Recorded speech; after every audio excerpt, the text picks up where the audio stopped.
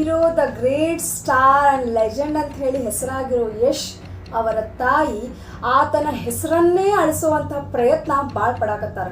ಯಾಕಂತಂದ್ರೆ ಇವಾಗ ಸದ್ಯದ ಮಟ್ಟಿಗೆ ಹಾಸನದೊಳಗೆ ಒಂದು ಜಾಗದ ಮೇಲೆ ಕಿರಿಕಿರಿ ಇರ್ತೈತಿ. ಆ ಜಾಗನ ಹೊಳ್ಳಪ್ಪಸಲ್ಲಿ ಪಾಯ ಹಾಕ್ಬೇಕಂತ ಹೇಳಿ ಮಾಡ್ತಾ ಇರ್ತಾರೆ. ಅದಕ್ಕೆ ಜನ ವಿರೋಧ ಮಾಡ್ತಾರೆ. ಜನ ವಿರೋಧ ಮಾಡೋದ್ರಿಂದ ಏನಾಗ್ತೈತೆ, ಅಲ್ಲಿ ತಾಯಿ ಏನು ಹೇಳ್ತಾರೋ, ಪೊಲೀಸರು ಬರ್ತಾರೋ, ಮೀಡಿಯಾದವ್ರು ಏನು ಹೇಳ್ತಾರೋ ಅಂತ ಹೇಳಿ ಈ ವಿಡಿಯೋದಲ್ಲಿ ಸಂಪೂರ್ಣವಾಗಿ ನಾನು ಮಾಹಿತಿ ಕೊಡ್ತೀನಿ. ಅದಕ್ಕಿಂತ ಮುಂಚೆ ಯಾರು ಇನ್ನೂ ಮಟ್ಟನೂ ನನ್ನ ಚಾನಲ್ನ ಸಬ್ಸ್ಕ್ರೈಬ್ ಆಗಿಲ್ಲೋ ದಯವಿಟ್ಟು ಸಬ್ಸ್ಕ್ರೈಬ್ ಆಗಿ. ನೀವು ಸಬ್ಸ್ಕ್ರೈಬ್ ಆಗೋದ್ರಿಂದ ದಿನನಿತ್ಯ ಆಗುವಂತಹ ಪ್ರಚಲಿತ ಘಟನೆಗಳನ್ನು ನಿಮ್ಮ ಮುಂದೆ ನಾನು ತರಕ್ಕೆ ಪ್ರಯತ್ನ ಪಡ್ತೀನಿ. ಮತ್ತು ಆ್ಯಕ್ಚುಲಿ ಇವಾಗ ಪುಷ್ಪಾ ಮೇಡಮ್ ಅವರು ಅಂದರೆ ಯಶ್ ಅವ್ರ ತಾಯಿ ಹಾಸನಕ್ಕೆ ಹೋಗ್ಯಾರ.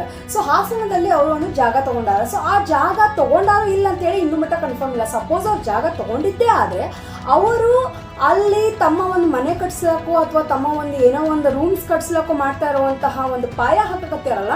ಸೊ ಆ ಪಾಯನ ಹಾಕ್ತಾ ಇರಲಿಲ್ಲ ಇಲ್ಲದೆ ಇದ್ದಿದ್ರೆ. ಸಪೋಸ್ ಇದ್ರೆ ಜನ ಇವರಿಗೆ ಅಪೋಸ್ ಮಾಡ್ತಾ ಇದ್ದಿಲ್ಲ. ಇಲ್ಲ, ಇದು ಲೀಗಲ್ ಆಗಿ ತೊಗೊಂಡಿಲ್ಲ, ನೀವು ಇಲ್ಲಿಗಲ್ ಆಗಿ ತೊಗೊಂಡಿರ ಅಂತ ಹೇಳಿ ಜನ ಅವ್ರಿಗೆ ತುಂಬ ಮಾತಾಡ್ತಾ ಇದ್ದಾರೆ. ಏನಂತ ಹೇಳ್ತಾ ಇದ್ದಾರೆ ಅಂತಂದ್ರೆ, ನೀವು ಯಶ್ ಅವ್ರ ತಾಯಿ ಅದೀರಿ, ಈ ರೀತಿ ಮಾಡಬೇಡ್ರಿ, ನೀವು ಈ ರೀತಿ ಮಾಡೋದ್ರಿಂದ ನಮ್ಮ ಯಶ್ ಸರ್ ಮೇಲೆ ಇಟ್ಟರು ಅಭಿಮಾನ ನಮಗೆ ಕಡಿಮೆ ಆಕೈತಿ, ಒಂದು ತಾಯಿ ಸ್ಥಾನದೊಳಗೆ ಅದೀರಿ, ನೀವು ಈ ರೀತಿ ಒಂದು ಕೆಟ್ಟ ಸ್ಥಾನದೊಳಗೆ ಬರಕ್ಕೆ ಹೋಗಬೇಡ್ರಿ ಅಂಥೇಳಿ ಎಷ್ಟು ಜನ ಹೇಳಕತ್ರು. ಅವ ಮೇಡಮ್ ಏನು ಹೇಳ್ತಾ ಇದ್ರು, ಪುಷ್ಪಾ ಮೇಡಮು, ಅದನ್ನ ಹೇಳಕ್ಕೆ ನೀನು ಯಾರು, ನನಗೆ ಗೊತ್ತೈತಿ, ನನ್ನ ಜಾಗ ಇದು, ಅದ್ರೊಳಗೆ ನೀನು ಅಧಿಕಾರ ಏನೈತೆ ಅಂತ ಹೇಳಿ ಆ ಒಬ್ಬ ವ್ಯಕ್ತಿಗೆ ಹೊಳ್ಳಪ್ಪ ತಿರುಗಿ ಬೈದ್ರು. ಸೊ ಆ ವ್ಯಕ್ತಿಗಳು ಏನು ಮಾಡಿದ್ರು, ಮೀಡಿಯಾದವ್ರಿಗೆ ಫೋನ್ ಮಾಡಿದ್ರು, ಹಿಂಗೆ ಯಶ್ ಅವ್ರ ತಾಯಿ ಬಂದು ಈ ಥರ ಎಲ್ಲ ಭೂಮಿ ಅಗಿತಾ ಇದ್ದಾರೆ, ಪಾಯ ಹಾಕಕ್ಕೆ ಭಾಳ ಪ್ರಯತ್ನ ಪಡಾಕತ್ತಾರೆ, ಇದು ಆ್ಯಕ್ಚುಲಿ ಲೀಗಲ್ ಆಗಿ ತೊಗೊಂಡಿದ್ದ ಜಾಗ ಅಲ್ಲ ಅಂಥೇಳಿ ಜನ ಮೀಡಿಯಾದವ್ರನ್ನ ಕರೆದ್ಬಿಟ್ಟು ಮೀಡಿಯಾದವ್ರ ಪ್ರಶ್ನೆ ಕೇಳ್ತಾ ಇದ್ರು, ನಿಮ್ಮ ಜಾಗನೇನಾ ಅಂತ ಕೇಳಿದ ತಕ್ಷಣ ಅವ್ರು ಹೇಳ್ತಾರೆ, ಹೌದು ಇದು ನಮ್ಮ ಜಾಗ ಅಂತ ಹೇಳಿದ ತಕ್ಷಣ ಜನ ಹೇಳ್ತಾರೆ, ಅಪೋಸ್ ಮಾಡ್ತಾರೆ, ಇಲ್ಲ ಇದು ಜಾಗ ಅಲ್ಲ, ಇದು ಯಾವುದೇ ರೀತಿ ಪ್ರೂಫ್ ಇಲ್ಲ, ಏನಿಲ್ಲ, ಡಾಕ್ಯುಮೆಂಟ್ಸ್ ಎಲ್ಲ ಐತಿ, ಕಾಣಿಸಿ ಅಂತೇಳಿ ಮೀಡಿಯಾದವ್ರು ಹೇಳಿದ ತಕ್ಷಣ ನಿಮಗೇನಕ್ಕೆ ನಾನು ಕಾಣಿಸ್ಬೇಕು ಅಂತ ಹೇಳಿ ಹೇಳ್ತಾರೆ. ಸೊ ಅದ ತಕ್ಷಣ ಆದಮೇಲೆ ಪೊಲೀಸರು ಎಂಟ್ರಿ ಆಗ್ತಾರೆ. ಪೊಲೀಸರು ಬಂದ ತಕ್ಷಣ ಹೇಳ್ತಾರೆ, ನೋಡ್ರಿ ಮೇಡಮ್, ಇದ್ರ ಬಗ್ಗೆ ವಿಚಾರ ಮಾಡೋಣ, ಬಂದು ಕುತ್ಕೊಂಡು ಮಾತಾಡೋಣ್ರಿ, ಇವಾಗ ಸದ್ಯದ ಮಟ್ಟಿಗೆ ಇದನ್ನ ಇಲ್ಲಿಗೆ ನಿಲ್ಲಿಸ್ರಿ ಅಂತ ಹೇಳಿ ಪೊಲೀಸರು ಹೇಳಿದ್ರು. ಆದರೆ ಆ ಒಂದು ಪುಷ್ಪಾ ಮೇಡಮ್ ಇದ್ದಾರಲ್ಲ, ನಾ ಏನಕ್ಕೆ ನಿಲ್ಲಿಸ್ಬೇಕ್ರಿ, ನಮ್ದ್ರಿ ಇದು ಅಂತ ಹೇಳಿದ ತಕ್ಷಣ ಪೊಲೀಸರು ಹೇಳ್ತಾರೆ, ಹಾಗಾದರೆ ಡಾಕ್ಯುಮೆಂಟ್ಸ್ ಇಲ್ಲಿದ್ದಾವೆ ಕಾಣಿಸಿ, ಜನರಿಗೆ ಆದರೂ ಬಾಯಿ ಮುಚ್ಚೋಕ್ಕಾಗುತ್ತಲ್ಲ ಅಂತ ಹೇಳಿದ ತಕ್ಷಣ, ಇಲ್ಲ ನನ್ನ ಹತ್ರ ಈಗಿಲ್ಲ, ನಾನು ನಾಳೆ ತಂದು ತೋರಿಸ್ತೀನಿ ಅಂತೇಳಿ ಪೊಲೀಸರಿಗೆ ಹೊಳ್ಳಪ್ಪ ಇವರು ಧಮಕಿ ಹಾಕ್ದಂಗೆ ಒಂದು ಸ್ವಲ್ಪ ಏಕವಚನದಲ್ಲಿ ಮಾತಾಡ್ದಂಗೆ ಮಾತಾಡ್ತಾಳೆ. ಒಂದು ಸ್ವಲ್ಪ ದರ್ಪ ಅಹಂಕಾರ ಅನ್ನೋದು ಎದ್ದು ಭಾಳ ಕಾಣಾಗುತ್ತದೆ.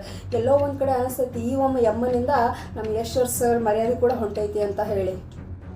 ಆಮೇಲೆ ಅಲ್ಲಿರೋ ಒಬ್ಬ ಕೆಲವು ಜನರು ಕೂಡ ಹೇಳ್ತಾರೆ, ಈ ರೀತಿ ಮಾಡಕ್ಕೆ ಹೋಗ್ಬೇಡ್ರಿ ಅಂತ. ಅವ್ರು ಎಷ್ಟು ಹೇಳಿದ್ರು ಆ ಒಂದು ಮಹಿಳೆ ಇದ್ದಾಳಲ್ಲ, ಪುಷ್ಪಾ ಮೇಡಮ್ ಇದ್ದಾರಲ್ಲ, ಅವ್ರು ಯಾವುದೇ ರೀತಿ ಮಾತು ಕೇಳೋ ಒಂದು ಪರಿಸ್ಥಿತಿ ಒಳಗೆ ಇರಲಿಲ್ಲ. ಕೂಗಾಡಕತ್ಬಿಟ್ಟಾರೆ, ಅರ್ಚಾಡಕತ್ಬಿಟ್ಟಾರೆ ಎಲ್ಲರ ಮುಂದೆನೂ.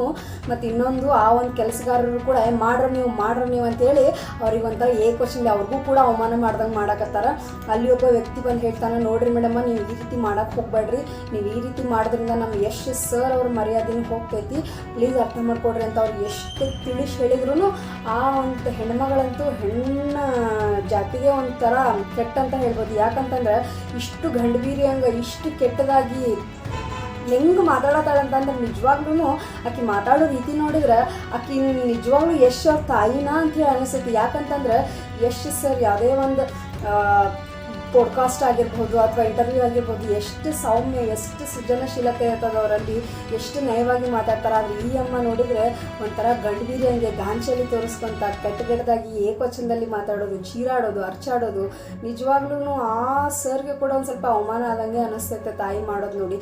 ಏನೇ ಒಬ್ಬ ದೊಡ್ಡ ವ್ಯಕ್ತಿ ಇದ್ದಾರಪ್ಪ ಅಂತಂದ್ರೆ, ನಾನು ಈ ರೀತಿ ಮಾಡೋದ್ರಿಂದ ನನ್ನ ಮಗ ಕೆಟ್ಟ ಹೆಸರು ಬರ್ತೈತೆ ಅಂತ ಹೇಳಿ ಅರಿವನ್ನೋದು ಇರ್ತೈತಿ. ಆದರೆ ಇಲ್ಲಿ ಈ ಅಮ್ಮಂಗೆ ತನ್ನ ಮಗನ ಮೇಲೆ ಕೆಟ್ಟ ಹೆಸರು ಬರ್ತೈತೆ ಅನ್ನೋ ಒಂದು ಚೂರು ಅರಿವು ಇಲ್ಲ.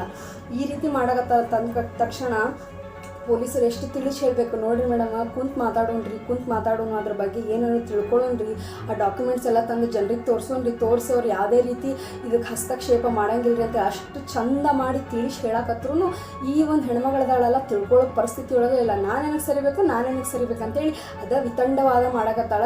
ಸೊ ಇನ್ನೂ ಮಟನೂ ಅದೇ ವಾದ ಮಾಡ್ತಾ ಇದ್ದಾಳೆ. ಸೊ ಇದು ಎಲ್ಲಿಗೆ ಕಂಪ್ಲೀಟ್ ಆಗುತ್ತಾ ಗೊತ್ತಿಲ್ಲ. ಬಟ್ ಒಂದು ಮಾತ್ರ ಸತ್ಯ, ಹಾಸನದೊಳಗೆ ಯಶ್ ತಾಯಿ ಮಾಡುವಂಥ ಕೆಲಸಕ್ಕೆ ಯಶ್ ಸರ್ ಮರ್ಯಾದೆ ಹೋಗಕತ್ತಿದ್ದಂತೂ ಪಕ್ಕ. ಎಂಥವ್ರೇ ಇರಲಿ ರೀ, ಒಬ್ರು ಮರ್ಯಾದೆ ಹೋಗ್ತಿತ್ತಂದ್ರೆ ನಮ್ಗೆ ಎಷ್ಟೇ ನೋವಾದ್ರೂ ಕೆಲವೊಂದನ್ನು ಸಹಿಸ್ಕೊಂಡು ತಡ್ಕೊಂಡು ಮನೆಗೆ ಬಂದು ಅದ್ರ ಬಗ್ಗೆ ವಿಚಾರ ಮಾಡಬೇಕು.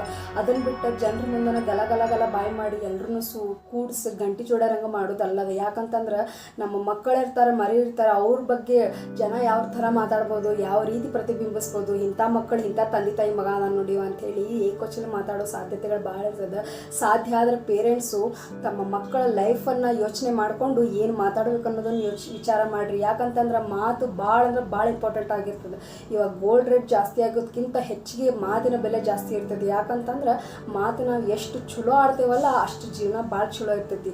ಯಾವಾಗ ನಾವು ಯಮಕ್ಕಿಂದ ಸೊಕ್ಕಿಂದ ಅಹಂಕಾರದಿಂದ ಮಾತಾಡ್ತೇವಲ್ಲ ಅಲ್ಲಿ ನಮ್ಮ ವ್ಯಕ್ತಿತ್ವ ಏನಂತ ಹೇಳಿ ಗೊತ್ತಾಗ್ತೈತಿ.